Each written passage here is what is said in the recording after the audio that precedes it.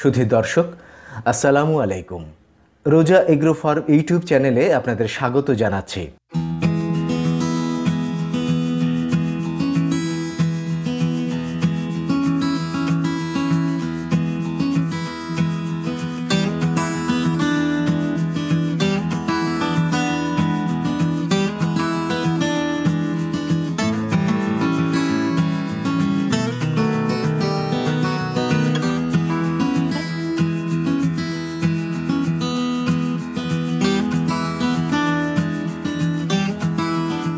সামারাই cattle ফার্মটি ঢাকার Hatirjheel নয়াটোলার আর্মিদের camp সংলগ্ন জামে মসজিদের পাশে অবস্থিত।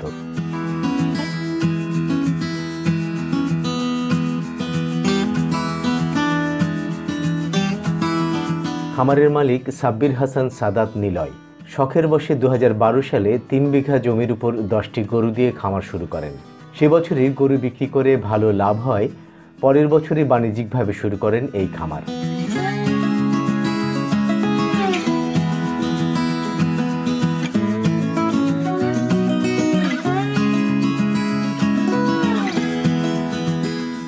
বাংলাদেশের বিভিন্ন এলাকা থেকে বেছে বেছে ছোট গরু সংগ্রহ করা হয়, যেগুলোকে খামারে এনে মোটাতাজা করে কোরবানি ঈদের জন্য বিক্রয় উপযোগী করে তোলা হয়।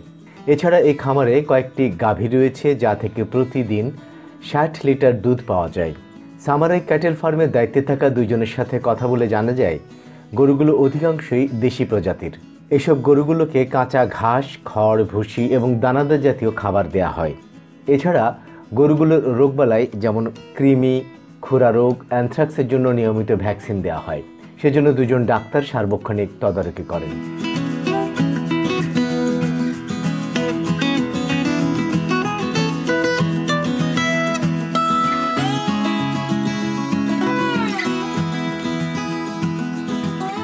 এই খামারে 50,000 থেকে 12 লাখ টাকার গরু রয়েছে। প্রতিটি গরুর পেছনে প্রতি মাসে 15 থেকে 16,000 টাকা খরচ হয়।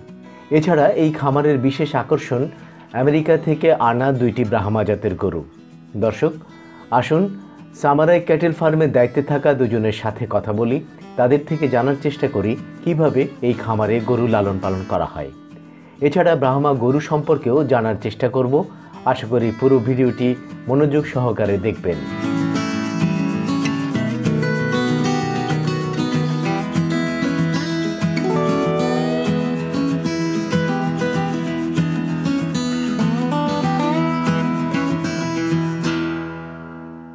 আপনাদের খামারের নামটা কি? সামারাই ক্যাটেল ফার্ম। কবে শুরু করছেন এই খামারটা? এটা আমরা 2013 সাল থেকে শুরু করি। প্রথম দিকে কিরকম খামারে গরু ছিল আর কি? কয়টা গরু দিয়ে শুরু করছেন? প্রথম আমরা শুরু করেছিলাম 50টি গরু দিয়ে। 50টি। আপনি শখের বশে করছিলেন? শখের বশে করেছিলাম। এখন কি প্রফেশনালি? এখন প্রফেশনাল পর্যায়ে চলে গেছে। আচ্ছা আচ্ছা। আর কি কি আছে আপনাদের এই খামারের মধ্যে? আমার খামারের সৌন্দর্যের জন্য আমাদের একটা উট পাখি আছে, একটা ঘোড়া আছে, কিছু গ্যারল আছে। সামারাই ক্যাটেল ফার্মটা কার? তো ক্যাটেল ফার্মের মালিক হলো মোহাম্মদ সাবনি সাদত হোসেন নিলয়। আচ্ছা। ওনার বেসিক্যালি ফার্মের ওনার উনি।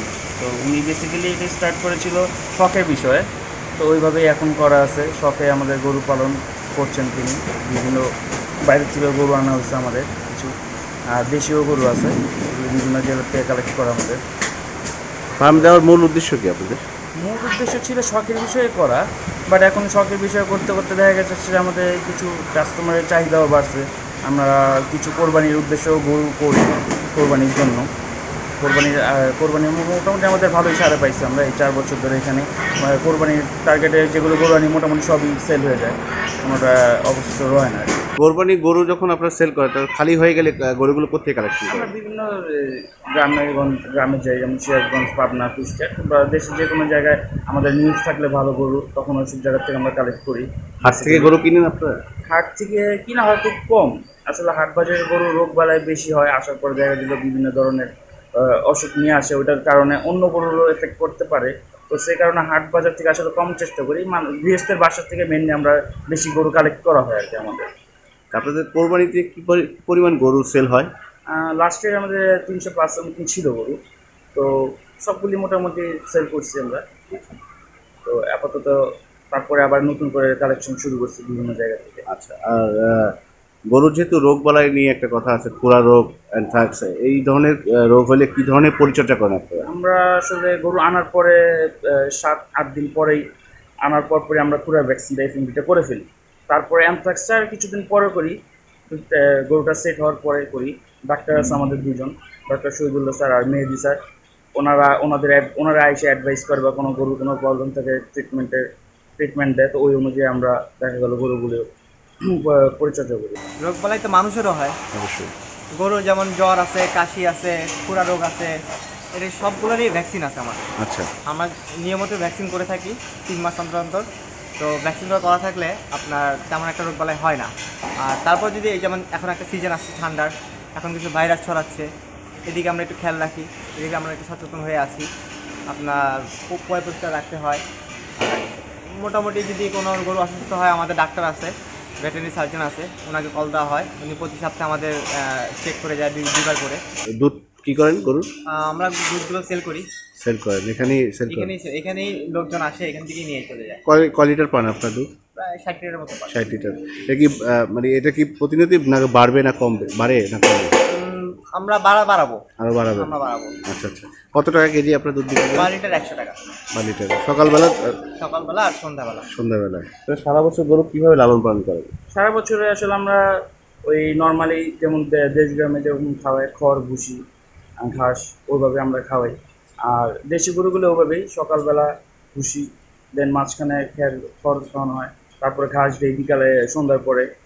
বিকালবেলা আবার ভুসি দেই, রাত্রেবেলা আবার 8টা 8:30 দিকে খড় দেওয়া হয়।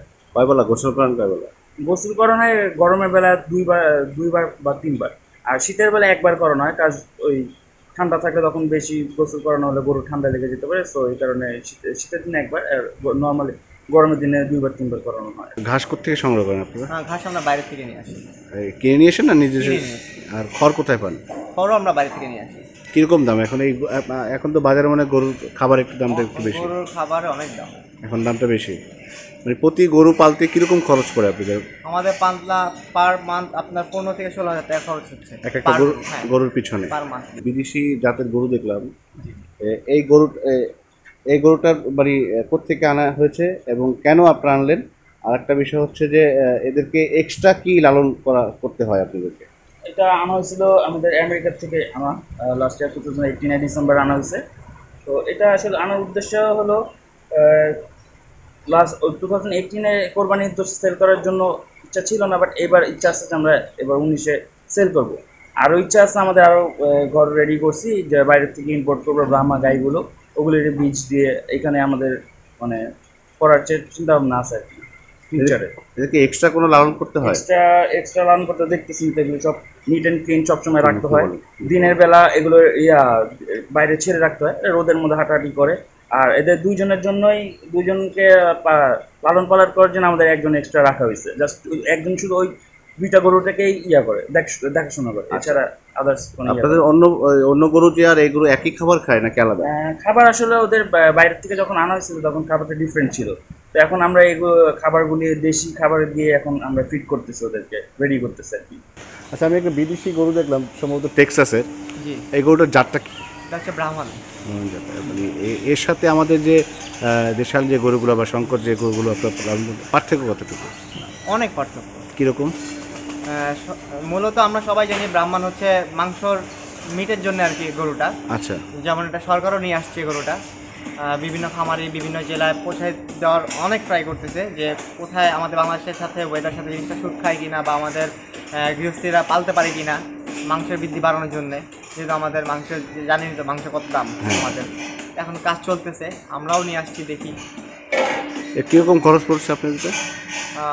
এটা আসলে যিনি মালিক উনি বলতে পারবেন। আচ্ছা, না এমনি নর্মালি আমাদের দেশে যে গরুগুলো খাবার খায় একই খাবার খায় এরা? প্রথমত ইম্পোর্ট করা ছিল খাবার, যখন এর সাথে নিয়ে আসছিলাম তখন আমরা প্রায় 5-6 মাসের খাবার নিয়ে আসছিলাম সাথে করে।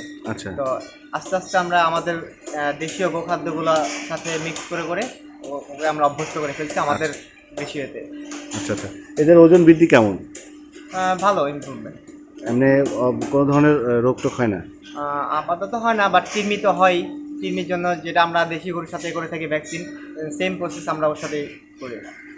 ধর আমরা একটা দেশি গরু এক বছর লালন পালন করলে কীরকম মাংস পাওয়া যায় বা এদের ক্ষেত্রে কীরকম পাওয়া যায়? আসলে যেমন আমাদের গরুগুলো আমরা যখন পালতে থাকি কোরবানির বেস করে প্রসেস করি, তখন আমরা পার মান্থ আপনার 2-3 মাস পর পর আমরা যে ভ্যাকসিনটা দিই, ভ্যাকসিনটা দেওয়ার কারণ হচ্ছে ওর ভিতরে যে কৃমিগুলো থাকে ওগুলোকে মারার প্রক্রিয়া করি আমরা। মারার পর যে গরু খাওয়াগুলো আমরা দিই, খাওয়া দেওয়ার পরে গরু সহজেই শরীরে পুষ্ট সুস্থ হয়ে মানে বাড়তে থাকে। তো আমরা একটা জিনিস খেয়াল করে দেখলাম যে এভারেজে আমাদের গরুগুলো ওয়েট বাড়তে থাকে আপনার 20 থেকে 30 কেজি পার মান্থ দেশি গরু যেটা। আর ওই যেটা বললে ওইটা আসলে আমরা ওইভাবে এখনো যাইনি। ওগুলো কয়টা এনেছেন আপনারা? ওইটা আমরা এনেছিলাম হচ্ছে 3টা। আচ্ছা, এখন দেখলাম 2টা। হ্যাঁ, একটা সোল করে দিচ্ছি। কত বিক্রি করছেন এটা? ওটা আমরা বিক্রি করছিলাম প্রায় 37 লাখ। 37 লাখ। এটা কি এবার কোরবানিতে বিক্রি করেছেন? জি না, আপনাদের কি মূল টার্গেট কি কোরবানি ঈদটা নিয়ে? কোরবানির। আচ্ছা, আপনি বেসিক্যালি সারা বছরই গরু লালন পালন করেন, কোরবানি ঈদটা মূল টার্গেট। মূল টার্গেট। গেল কোরবানিতে কিরকম সেল হয়েছে আপনাদের? প্রায় 300 থেকে 350। আপনি কি হাটে নেন নাকি এখান থেকে? না না, আমার সব গরু এখান থেকে সোল্ড হয়। এখান থেকে? আমাদের গরু একটাও হাটে যায় না। ও আচ্ছা, আপনারা মান্থলি কোনো সেল করেন না? না, এখান থেকে ইয়ারলি সেল হয়? হ্যাঁ, এখান থেকে ক্রেতারা আসে, এখান থেকে নিয়ে যায়। কারণ আমাদের এখানে ন্যাচারাল ওয়েতে আমরা গরু পালি। সবাই মানে যারা যারা কিনে তারা হচ্ছে আমাদের এমন না যে একজন এই ঈদে আসলো এই দিয়ে জাস্ট কিনছে, এমন না। যারা যারা মানে আমাদের থেকে বান্ধা কাস্টমারকে ধরতে গেলে একদম ফুল, মানে কারণ গত বছর যিনি কিনছে ইনার গরু আমাদের এখানে বুকিং করা আছে অলরেডি নেক্সট ইয়ারের জন্য। ও আচ্ছা আচ্ছা, মানে আপনাদের সবাই রেগুলার কাস্টমার? Regular customer. কিরকম প্রাইস নরমালি আপনাদের এখানে গরুর দাম? আসলে আমরা গরু বুঝে দাম চাই। গরু কেনা, গরু খাওয়ার খরচ সবকিছু মিলিয়ে আমরা একটা কস্ট ধরি গরু। ধরেন কোরবানি দিয়ে যেহেতু কোরবানি দিয়ে গরু উঠে প্রায় 1 লাখের উপরে, 5 লাখ, 10 লাখ, 15 লাখ। আপনাদের এখানে কি এই ধরনের প্রাইজই? হ্যাঁ, আরো বেশি আছে। আরো বেশি আছে? আরো বেশি আছে, আবার রেঞ্জের কমও আছে। আচ্ছা আচ্ছা। আমরা গত বছর যেটা করেছি, মানে এই বছর যেটা করেছি বিক্রি করছি 50 থেকে সেল আপ ছিল আমাদের। আচ্ছা। আর হাই ছিল আমাদের 12 লাখ 10 লাখ। মিনিমাম 50 থেকে শুরু হয়েছিল আপনাদের?